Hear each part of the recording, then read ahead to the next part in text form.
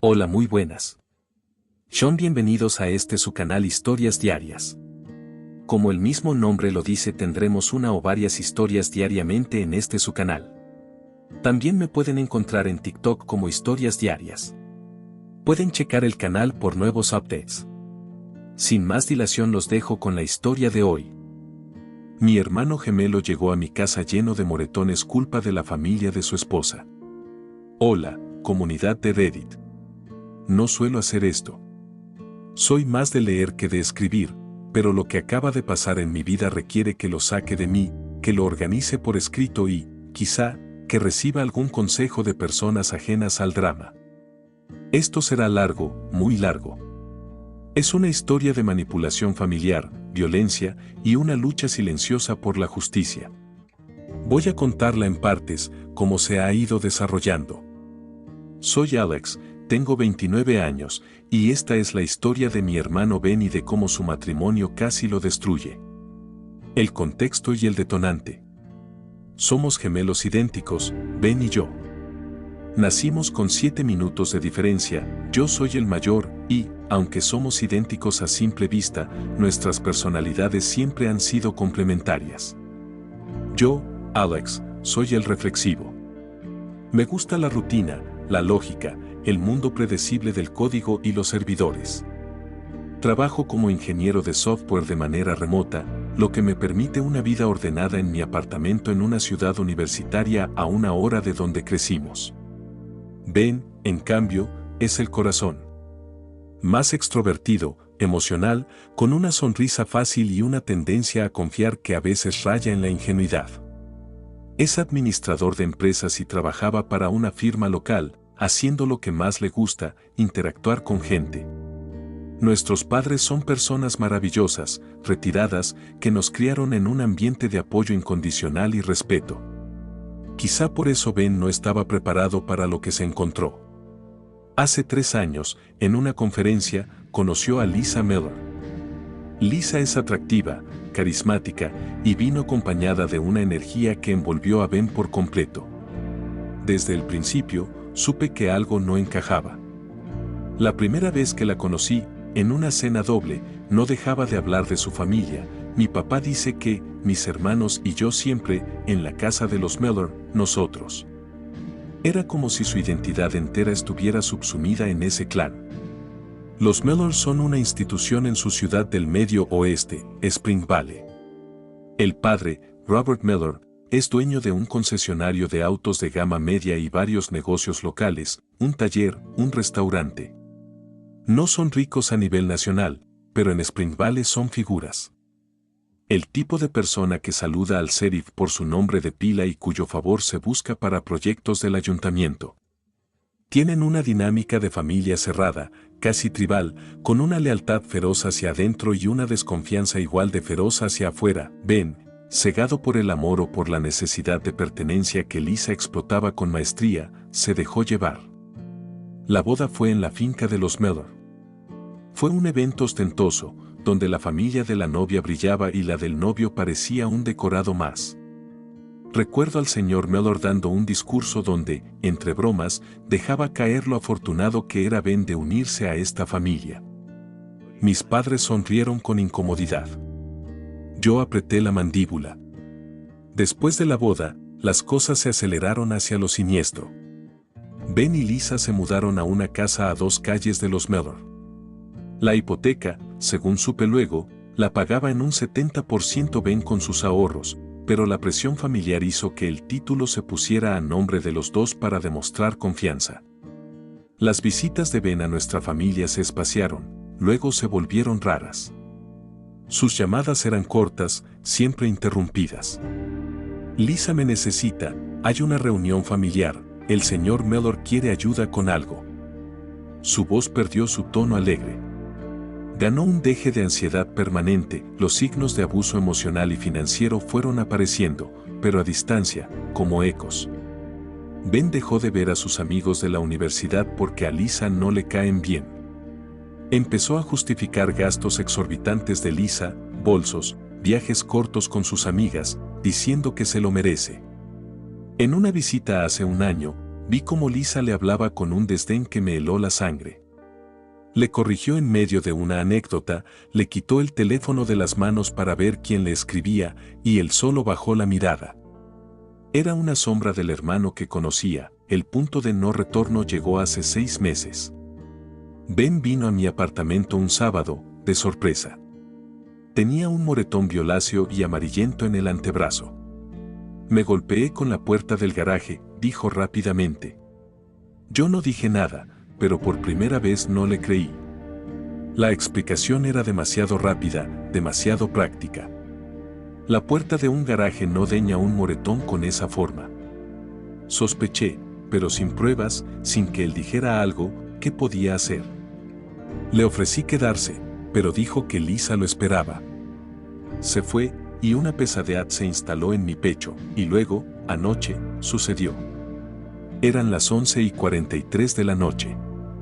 Estaba terminando de revisar un código cuando sonó el timbre con insistencia. No esperaba a nadie. Miré por la mirilla y el corazón se me detuvo. Era Ben, pero apenas lo reconocí. Su camisa de vestir, generalmente impecable, estaba desgarrada en el hombro y sucia de tierra. Sostenía un brazo contra su costado. Su ojo izquierdo estaba hinchado y cerrado, rodeado por un morado oscuro y profundo. Tenía el labio partido y secas. Cuando abrí la puerta, el olor a sudor y miedo me golpeó. No dijo nada.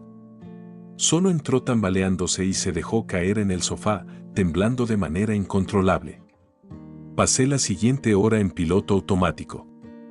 Traje el botiquín, le di un vaso de agua con una pajita porque no podía mover bien la boca, y con cuidado le limpié los cortes. No lloraba. Los gemidos le salían entre dientes apretados cuando le tocaba una costilla. Le di un analgésico fuerte que tenía para emergencias. Finalmente, el temblor amainó. La habitación estaba en silencio, solo roto por su respiración entrecortada. Fue él, dijo, su voz era un susurro ronco. Fue Robert.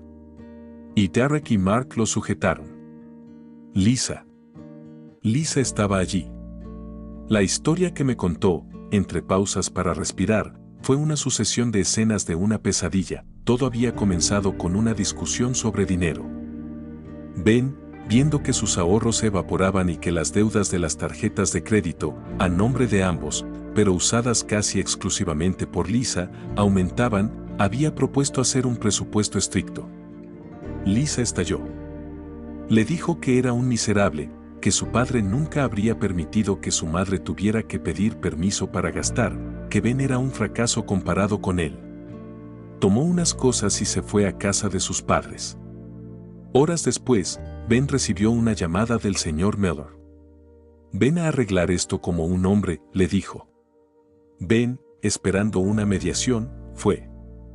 Lo hicieron pasar no a la sala, sino al garaje, grande, ordenado y aislado. Allí estaban Robert Miller, un hombre de 55 años con complexión de exjugador de fútbol americano, y sus 2 hijos mayores, Derek, 32, y Mark, 30, ambos con la misma contextura sólida. Lisa estaba de pie junto a la puerta que conectaba con la casa, con los brazos cruzados. Empezaste a faltarle el respeto a mi hija, comenzó Robert, sin preámbulos. En esta familia, el hombre provee. Punto. Si no puede, se le enseña a hacerlo mejor. Ben intentó explicarse, decir que solo quería planificar su futuro. Derek y Mark se acercaron por los flancos. Callarte es lo primero que debes aprender, dijo Mark, y lo agarró por los brazos, inmovilizándolo contra la pared de herramientas. Ben, atónito, no opuso resistencia al principio. Robert Miller se acercó. Una lección física suele clarificar la mente. Y entonces, con una precisión brutal, le asestó 3 puñetazos en el abdomen. El aire salió de los pulmones de Ben con un sonido horrible. Luego, un golpe recto a la cara, quebrándole la nariz. Ben gritó de dolor y sorpresa. ¿Entiendes ahora?, gruñó Robert, mientras sus hijos mantenían a Ben erguido. Tu trabajo es trabajar, ganar dinero y hacer feliz a mi hija. El de ella es gastarlo. Así funciona. Si vuelves a quejarte o si la haces llorar de nuevo, esto será solo un aviso. A través de la visión borrosa, Ben vio a Lisa. Ella no apartaba la mirada. Tenía una expresión extraña, no de triunfo, sino de una expectación fría, como si estuviera viendo corregir a un animal desobediente. Eso, me dijo Ben, dolió más que los golpes, lo soltaron y cayó al suelo de cemento, tosiendo y ahogándose en su propia sangre. Robert se agachó junto a su oído. Si vas a la policía, lo negaremos todo. Daremos fe de tu inestabilidad.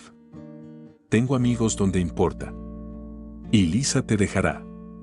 Te quedarás sin un centavo y sin reputación en este pueblo, ¿está claro? Ben, en un acto instintivo de supervivencia, asintió. Le permitieron levantarse. Lisa le arrojó un pañuelo de papel. Límpiate. Y piensa bien en cómo vas a disculparte, dijo, antes de dar media vuelta y entrar a la casa. Ben condujo esas 20 millas hasta mi apartamento en un trance, con la cara sangrando y la mente en blanco. No fue al hospital. No llamó a la policía. Vino a mí. Por primera vez en años, rompió el muro de silencio que la familia Mellor había construido a su alrededor. Al terminar de hablar, se desplomó contra el sofá, exhausto. Lo ayudé a llegar a la cama de mi habitación de invitados.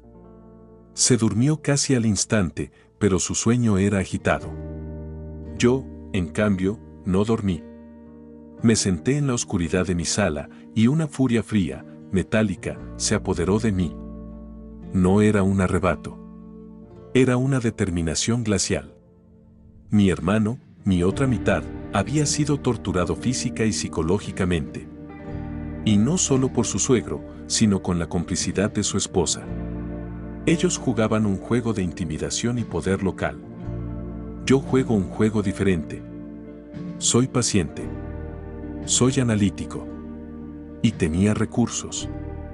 Sabía que ir de frente sería un suicidio. Robert Mellor contaba con eso, con una reacción emocional que pudiera aplastar. No. Tenía que ser más inteligente.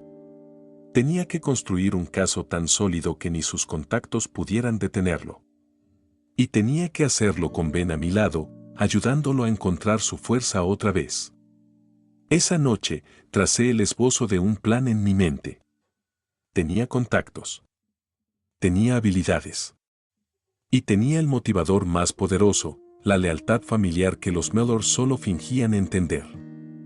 Al amanecer, sabía lo que tenía que hacer. Lo primero era conseguir evidencia física y legal. Luego, aislarlos financieramente. Finalmente, exponerlos. Quería que perdieran lo que más valoraban, su fachada de respetabilidad, su control y su dinero. Esta es la crónica de cómo lo hicimos. Actualización 1. Los comentarios de mi post inicial, gracias a todos, de verdad, abrumadoramente sugerían policía y abogado de inmediato. Tenían razón en el espíritu, pero la situación requería tacto. Ben estaba psicológicamente quebrado.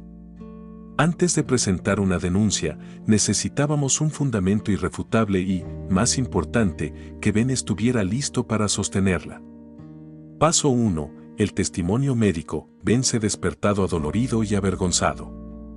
Debería haberme defendido, murmuró, mirando al techo. Debería ser más fuerte. La fuerza no es aguantar golpes de 3 hombres, le dije con firmeza. La fuerza es estar aquí ahora, y decidir que esto no va a quedar impune. Tardé 2 horas en convencerlo de ver a un médico. No quería un hospital, donde los registros son accesibles y podrían alertar a los Mellor. Afortunadamente, un amigo de la universidad, Leo, es ahora médico en una clínica privada de medicina ocupacional en otra ciudad. Le expliqué la situación por encima. Sin hacer preguntas incómodas, dijo, tráelo. Cierro la clínica al mediodía. Los atenderé yo. El viaje fue en silencio. En la clínica, Leo fue profesional y compasivo. Examinó a Ben meticulosamente. Cada moretón fue medido, fotografiado con una tarjeta de color y una regla para escala. Tomó notas detalladas: contusión periorbital izquierda de 5x4 cm, fractura nasal no desplazada, múltiples contusiones en el torso, compatibles con impacto de puño, abrasiones en las muñecas, compatibles con sujeción forzada. Hizo una radiografía portátil de las costillas para descartar fracturas, afortunadamente, solo contusiones severas. El informe final era un documento clínico seco y devastador. Concluía: el patrón y la naturaleza de las lesiones son altamente sugestivos de agresión física múltiple y deliberada. Nos dio una copia impresa y una memoria USB con todas las fotos. Era nuestra primera arma. Paso 2. El primer contacto legal. Mientras Ben descansaba en casa con un relajante muscular recetado, llamé a David Chan. David y yo fuimos compañeros de cuarto en el primer año de la universidad. Aunque él se fue por el camino del derecho y yo por la informática, mantuvimos una amistad basada en el respeto mutuo. Ahora es socio en un bufete de prestigio en la capital del estado, especializado en derecho familiar y civil complejo. Le envié un email críptico pidiendo una consulta urgente. Me llamó en menos de una hora. Le conté todo, sin edulcorar. David escuchó en silencio. Al final, suspiró. Alex, esto es grave. Muy grave. Agresión, secuestro falsamente imprisonment, abuso emocional, coacción financiera. Pero ese tipo, Mellor, es el clásico matón con ego y contactos. Si vamos como un toro, nos embestirá con sus conexiones y el escepticismo local. Entonces, dijo David, su voz tomando un tono frío y estratégico que me recordó por qué era tan bueno en lo suyo, construimos una jaula a su alrededor, con barrotes de papel. Y luego cerramos la puerta. Necesitamos evidencia, mucho más de la que tienes. Necesitamos aislar a tu hermano de su influencia inmediata. Y necesitamos golpear donde más les duele, en el bolsillo y en la reputación. Me dio una lista de tareas. 1. Evidencia digital histórica, revisar todos los mensajes, emails, registros de llamadas con Lisa y su familia. Buscar patrones de amenaza, coerción o abuso. 2. Evidencia financiera, obtener estados de cuenta, contratos de la hipoteca, registros de la cuenta conjunta. Documentar todo gasto excesivo de Lisa. 3. Asegurar los activos físicos de Ben, sacar sus objetos de valor y documentos importantes de la casa. 4. No confrontar aún. Actuar como si Ben solo estuviera enfadado y necesitando espacio. Mantener el factor sorpresa. Paso 3. La incursión a la casa. Esa misma tarde, con Ben medicado pero lúcido, le pedí permiso para ir a su casa. Al principio se resistió, con miedo. ¿Y si está Lisa? Vamos a mediodía. Ella trabaja en el negocio de su padre 3 días a la semana. Hoy es uno de ellos, dije, recordando el rígido horario que Lisa imponía. Ben asintió, con alivio, condujimos hasta Spring Valley. La casa, un bungalow modesto en una calle tranquila, parecía normal desde fuera. Pero al entrar, sentí el peso de la opresión. Los decorados eran impersonales, del tipo que se ve en revistas, sin ningún toque de Ben. Sus únicos objetos personales, una foto nuestra de niños, un trofeo de natación de la universidad, estaban relegados a una repisa alta en el estudio, cubiertos de polvo. Actuamos con rapidez.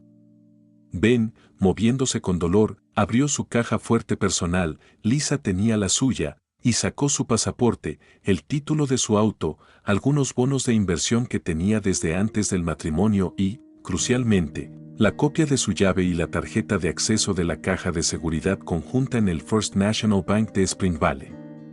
Robert siempre preguntaba por esta caja, dijo Ben, sosteniendo la llave. Decía que era una tontería tener dinero fuera del negocio familiar. Sospecho que querían que la transfiriéramos a una cuenta que ellos controlaran.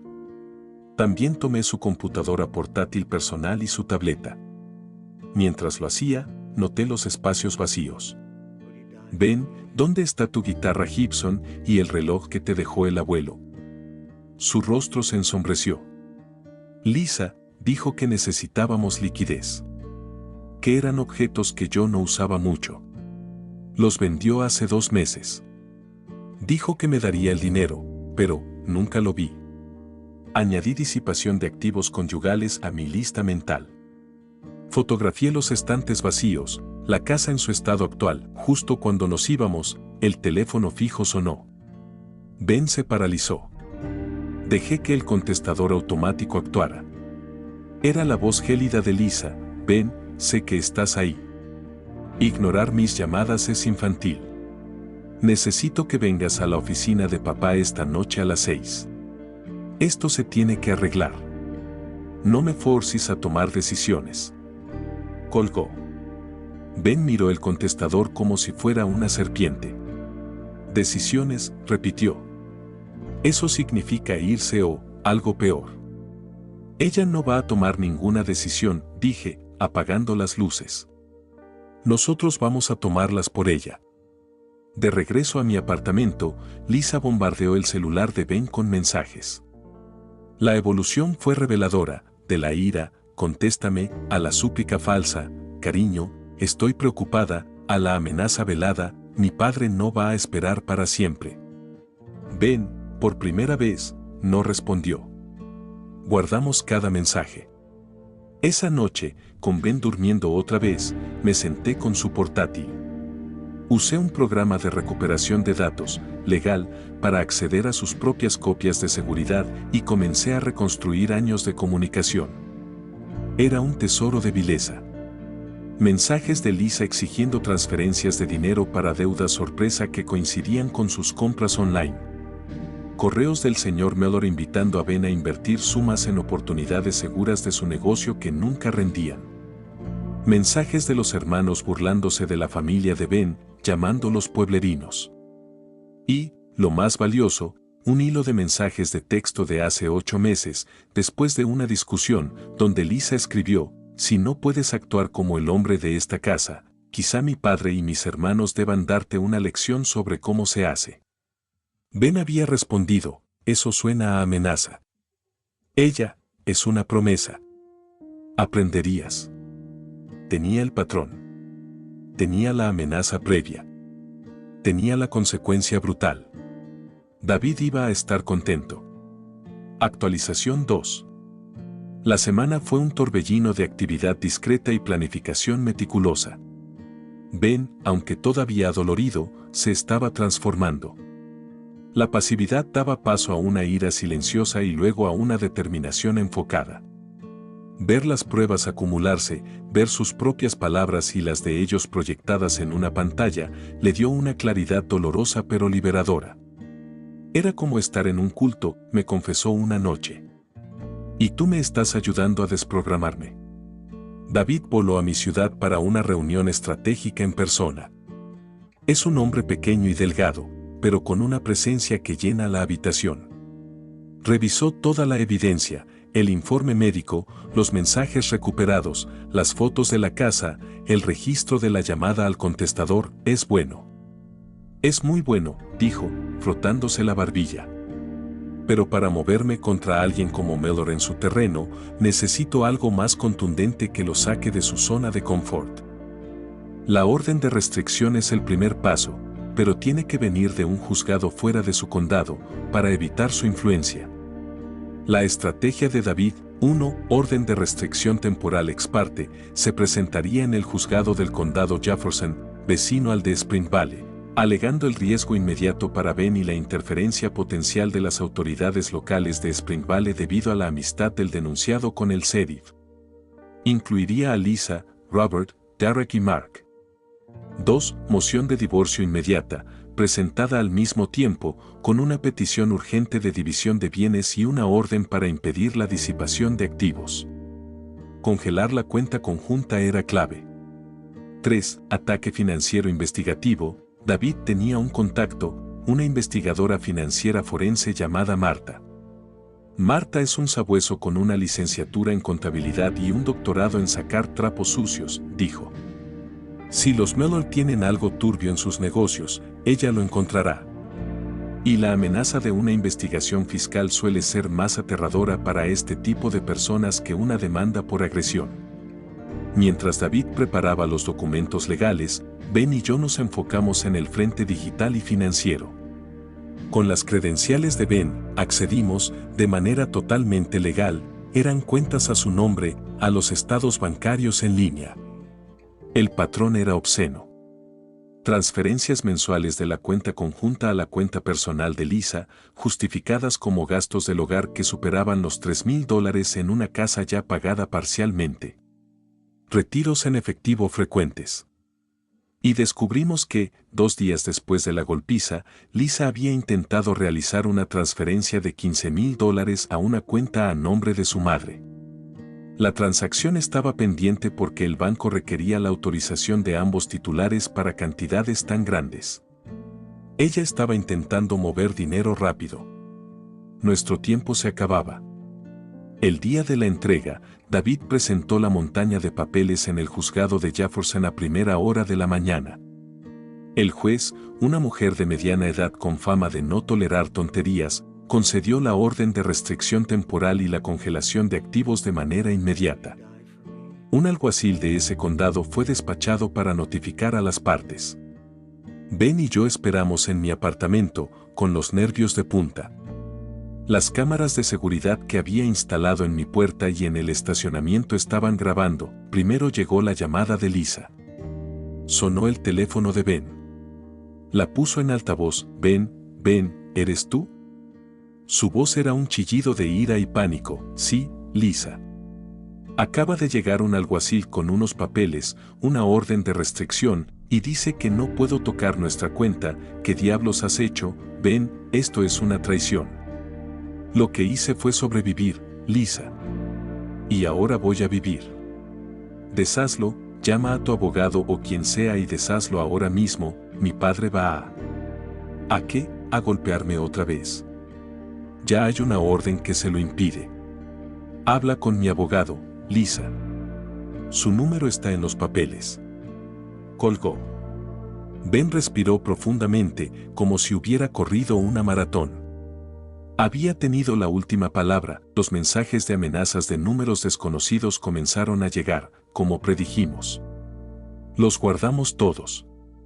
Eran el sonido de la jaula sacudiéndose. Luego, cerca de las 8 de la noche, llegó el movimiento esperado. Mi timbre sonó con furia.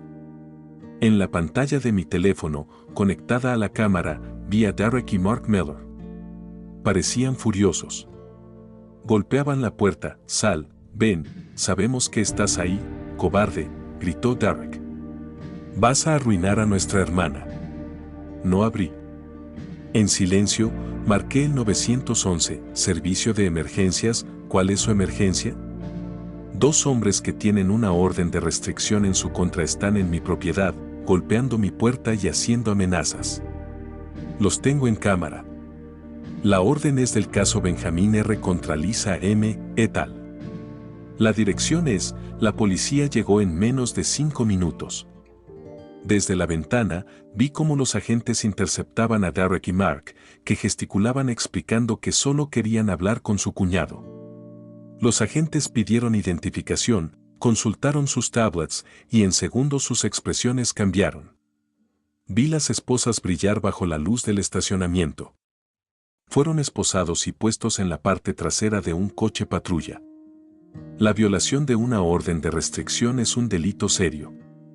Fueron llevados a la comisaría. Minutos después, mi teléfono sonó. Era un número de Spring Valley. Lo contesté, Alex. Era la voz grave y cargada de odio de Robert Miller. Has metido a mis hijos en la cárcel. Se metieron solos, señor Miller. Violaron una orden judicial. Es lo que pasa cuando se creen por encima de la ley. Tu hermano es un mentiroso. Es débil. Lo que pasó fue una discusión entre hombres que se salió de control. 3 contra 1, sujetándolo, no es una discusión. Es una agresión. Y tenemos un informe médico que lo demuestra. Y mensajes de su hija prometiendo una lección. La jueza de Jefferson lo vio bastante claro. Hubo un silencio al otro lado de la línea. Podía casi escuchar sus engranajes mentales girando, tratando de entender cómo su influencia local había sido eludida. Jefferson, sí. Su amigo el sheriff no puede hacer nada aquí. Le sugiero que contrate un buen abogado. El mío es excelente. Colgué. Mi corazón latía con fuerza, pero era una sensación de poder, no de miedo. Habíamos hecho el primer movimiento y había funcionado. Derek y Mark pasaron la noche en la cárcel. Salieron al día siguiente pagando una fianza considerable, pero ahora tenían antecedentes penales. Un pequeño, pero significativo, rasguño en su armadura de impunidad. Actualización 3. Las 2 semanas previas a la audiencia fueron una carrera contrarreloj. David y su investigadora, Marta, trabajaron sin descanso. Mientras David preparaba los argumentos legales, Marta se sumergió en los negocios de Robert Miller y encontró algo. No era la mafia. No era un crimen espectacular. Era sucio, común y potencialmente devastador, evasión de impuestos estatales a través de una doble contabilidad en el concesionario. Transferencias de ganancias a una LLC fantasma que luego alquilaba el terreno del concesionario a precios inflados, reduciendo la ganancia imponible. No era suficiente para una acusación federal, pero para el Departamento de Ingresos del Estado era un festín. Marta preparó un dossier anónimo pero detallado, con números de transacción, nombres de cuentas y fechas. David no lo presentaría en la audiencia del divorcio, no era relevante directamente, pero era nuestro as en la manga, nuestro elemento de presión. Mientras tanto, Ben se fortalecía. La terapia que comenzó ayudó. Hacía ejercicio suave para recuperar movilidad. Hablaba con nuestros padres casi a diario, quienes, al enterarse de toda la verdad, estaban horrorizados y le ofrecían un apoyo incondicional que él había olvidado que existía. El día de la audiencia llegó. Ben vestía un traje que le quedaba un poco holgado ahora, pero caminaba con la espalda recta. David, impecable en su traje azul marino, nos esperaba en los escalones del juzgado del condado Jefferson. Recuerden, nos dijo, calma y hechos. Ellos van a intentar provocarnos. No caigan.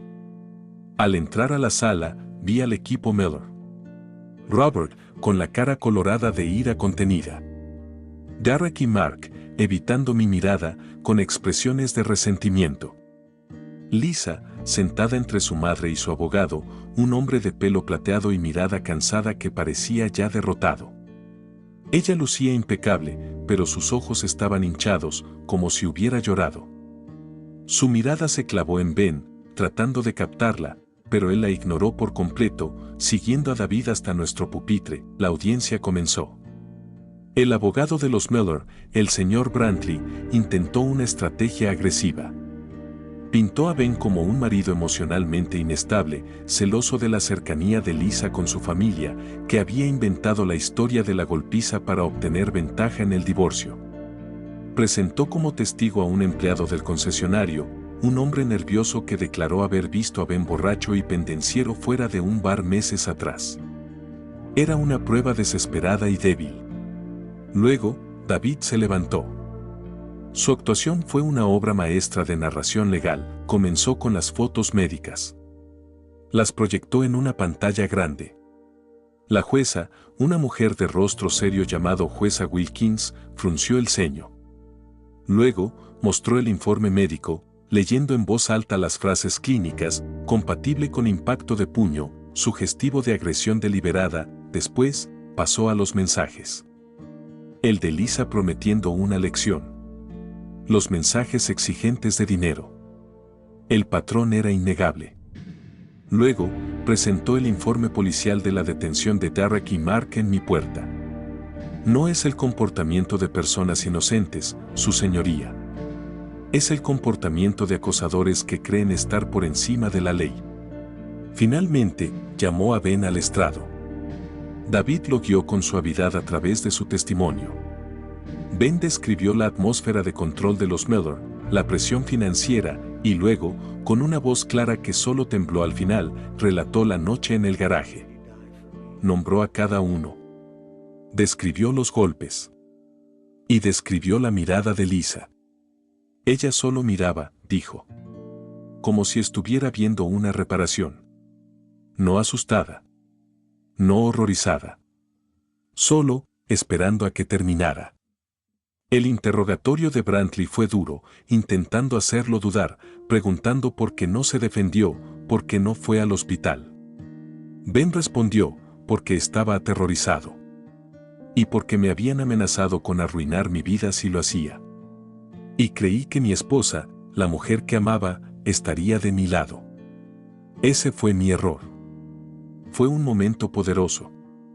Hasta la jueza Wilkins pareció conmovida.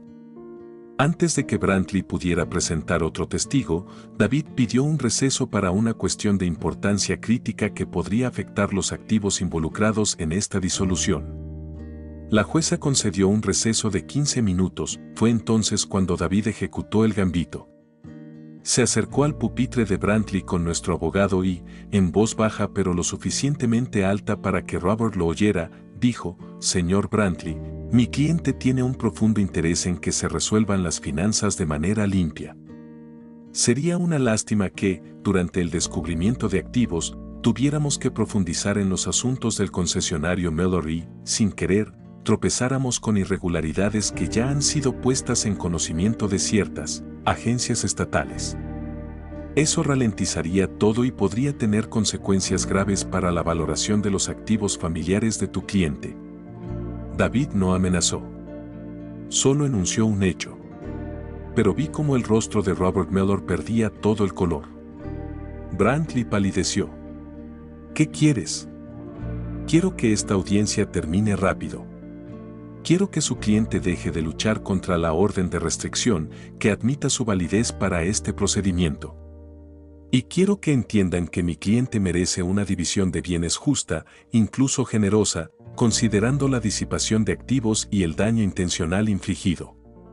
Si no, tendremos que explorar todas las vías legales, incluyendo una demanda civil por agresión y angustia emocional contra el señor Mellor y sus hijos. Y con la evidencia que tenemos, sería muy publicitada. El mensaje estaba claro. Podemos jugar a ensuciar la reputación y tenemos munición de verdad». Cuando se reanudó la audiencia, el tono de Brantley cambió por completo. Se volvió conciliador, casi sumiso. No presentó más testigos. Argumentó que, aunque su cliente seguía negando las acusaciones más graves, comprendía la necesidad de una resolución pacífica y estaba dispuesto a aceptar los términos de la orden de restricción para facilitar el divorcio. La jueza Wilkins no era tonta. Veía el cambio de actitud. Emitió su fallo, orden de restricción permanente contra los 4 por un año renovable, uso exclusivo de la casa marital para Ben hasta la venta o resolución final, inventario y evaluación forense de todos los activos, con Lisa obligada a justificar la venta de propiedades personales de Ben, división de bienes preliminar. Ben recibiría el 85% del valor neto de la casa y el 80% de los fondos restantes en cuentas conjuntas, más una compensación por los bienes vendidos, mediación obligatoria. Para el divorcio final, pero con una fuerte sugerencia de que, dada la evidencia de abuso financiero y físico, Ben tenía derecho a una porción abrumadora de los bienes, fue una victoria absoluta. Al salir de la sala, los Mellor estaban congregados en el pasillo. Robert Mellor me miró con un odio que creo me seguirá hasta la tumba. Derek y Mark bajaron la mirada, derrotados. Pero fue Lisa quien se acercó. Rompió el círculo familiar y se dirigió a Ben. Sus lágrimas ahora parecían reales, nacidas del pánico y la pérdida inminente. «Ben, por favor», suplicó, su voz quebrada. «Esto es una locura. Te amo. Lo siento. Mi familia se cedió. Pero podemos ir a terapia, podemos empezar de nuevo, lejos de aquí. No dejes que esto destruya lo nuestro». Ben se detuvo. La miró por un largo momento.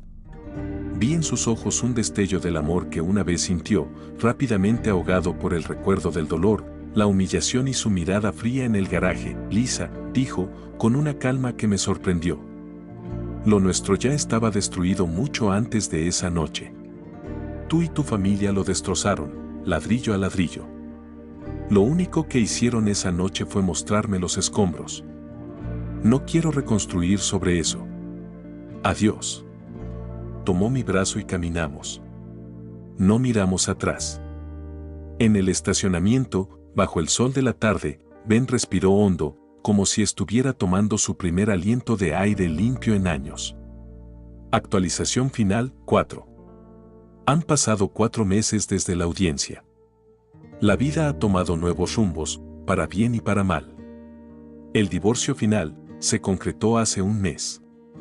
Los Miller, tras la audiencia y una notificación oficial del Departamento de Ingresos del Estado iniciando una auditoría sobre el concesionario, nuestro dossier anónimo fue el detonante. Optaron por un acuerdo rápido y silencioso. No querían más atención. Ben recibió el 85% del valor neto de la casa. Lisa tuvo que venderle su parte a un precio 20% por debajo de la tasación actual.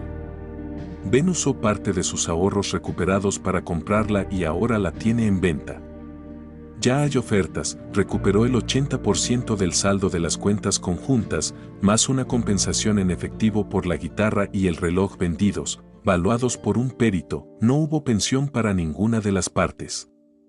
Cláusulas de confidencialidad estrictas, pero nuestra evidencia permanece en poder de David, custodiada, por si alguna vez la violan. Las consecuencias para los Miller, Robert Miller, la auditoría fiscal está en curso. Los honorarios de abogados y contadores están siendo enormes. Rumor tiene IT que podría enfrentar multas sustanciales y posibles cargos menores. Su reputación en Spring Valley está hecha añicos. La gente susurra. Los amigos del ayuntamiento lo evitan. Su imperio de influencia se redujo a su familia inmediata y ahora esa misma familia lo culpa en privado por el desastre. Derek y Mark. Las condenas por violación de la orden de restricción le cerraron algunas puertas laborales. Mark, efectivamente, perdió su trabajo de gerente en una cadena de tiendas. La relación con su padre es tensa, llena de reproches mutuos por no manejar bien la situación con Ben. Lisa es, quizás, la que más sufre y en cierto sentido, es justo.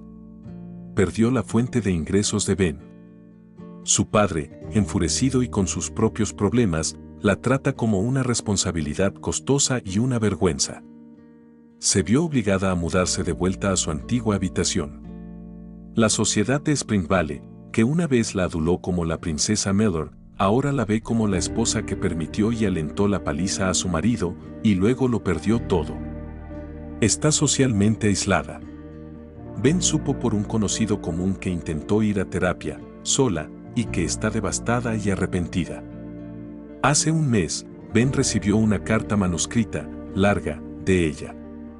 En ella, pedía perdón, reconocía su complicidad, decía que estaba bajo el control de su padre y que el miedo a defraudar a su familia la cegó. Decía que lo amaba de verdad.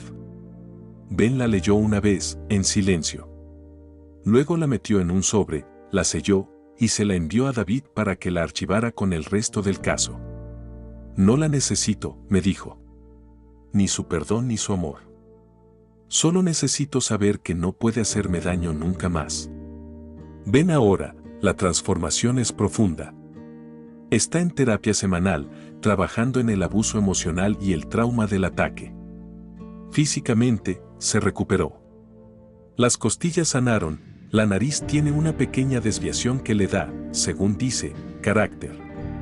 Retomó la natación, algo que amaba y había abandonado. Compró una guitarra nueva, no para reemplazar la vieja, sino para empezar de nuevo. Lo más importante, está reconectando. Visita a nuestros padres casi cada fin de semana. Ha reanudado amistades que había dejado de lado. Y él y yo hablamos de un proyecto juntos, una pequeña consultora en línea de gestión de proyectos, combinando sus habilidades administrativas con mi conocimiento técnico. Es solo una idea, pero lo ilumina. Todavía tiene pesadillas. A veces se despierta sobresaltado. Pero ahora tiene herramientas para manejarlo. A veces viene a mi puerta y nos sentamos a tomar un té en silencio.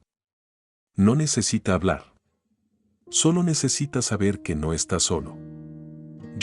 Mi venganza se consumó no con el sufrimiento de ellos, aunque no voy a fingir que no me satisface ver su mundo tambalearse. Se consumó al ver a Ben despertar. Al verlo reclamar su nombre, su dinero, su vida. La furia fría que sentí esa primera noche se ha transformado en una satisfacción tranquila. Usé lo que sé: paciencia, análisis, estrategia para desmantelar el mecanismo de control que lo oprimía. Los Mellor subestimaron el vínculo entre gemelos. Subestimaron la tenacidad de un hermano que trabaja tras una pantalla. Subestimaron la fuerza de un hombre bueno cuando finalmente dice basta. Conclusión y reflexión: esta experiencia me dejó claro varias cosas. 1. El abuso no siempre es visible. A menudo es lento, insidioso, y se esconde detrás del amor, la familia y la tradición. 2. La ley, cuando se invoca con evidencia sólida y desde una posición estratégica, puede ser un escudo y una espada formidable. No hay que tener miedo de usarla. 3. La mejor venganza es una vida bien vivida. No buscamos destruirlos por completo, aunque sus propios actos los llevaron al borde. Buscamos liberar a Ben. Y en ese proceso, su fachada se agrietó y su poder se desvaneció. 4. Nunca subestimes a la persona tranquila. No gritamos primero. Pero cuando encontramos una razón por la que luchar, no nos detenemos. Para cualquiera que esté en una situación remotamente similar, documenten todo. Busquen un abogado bueno y especializado. Aíslense financieramente si pueden. Y, sobre todo, recuerden que merecen respeto y seguridad. Nadie tiene derecho a golpearlos, humillarlos o controlarlos. Esta cuenta la creé para este relato. Probablemente no la use más. Mi hermano y yo tenemos un futuro que construir, lejos del drama de los Mellor. Pero dejar esto aquí, tal vez, sirva a alguien más como un faro de esperanza o un manual de resistencia silenciosa. Gracias por leerme. Este es el final. ¿Qué tal les pareció la historia? Espero les esté gustando. Recuerden que pueden encontrar más historias interesantes disponibles en mi canal. Con tu apoyo siguiéndome en TikTok, suscribiéndote en YouTube y dándole like a los videos. Me ayudas mucho a seguir creando contenido y subir más historias. Sin más dilación los dejo y les deseo un buen día.